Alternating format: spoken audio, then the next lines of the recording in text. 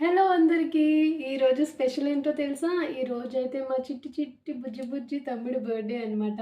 అమ్మ అయితే చిన్న పని పడి బయటకు వెళ్ళింది. ఆ వంట నాకు అప్పచెప్పింది. వంట పెంట వంట అవుతుందో అనేది నాకైతే తెలియట్లేదు. చూసేద్దాం ఎలా వస్తుంది అనేది. నాతో పాటు మీరు కూడా చూడాలి కదా! చూసేయండి. టమాటో పచ్చిమిర్చి అయితే మంచిగా గ్రైండ్ చేసుకోవాలి. దాని తర్వాత కళాయి పెట్టుకొని అందులో కొంచెం నెయ్యి వేసి పన్నీర్‌ని ఇలా ఫ్రై చేసుకోవాలనమాట. దాని తర్వాత ఆనియన్స్ అయితే మంచిగా ఫ్రై చేసుకోవాలి. ఫ్రై అయిన తర్వాత క్యాప్సికమ్‌ని వేసుకోవాలి.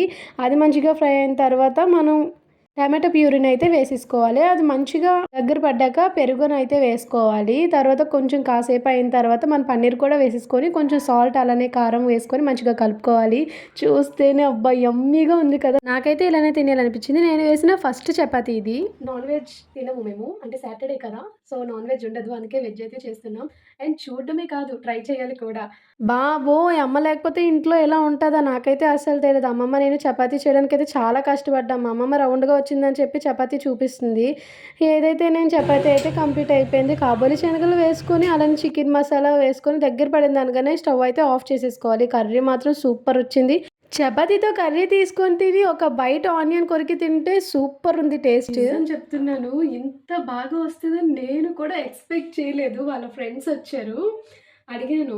"అరే! టేస్ట్ ఎలా ఉందిరా" అంటే, "సూపర్ అక్క చాలా బావుంది" అన్నారు. ట్రై చేసియండి మరి.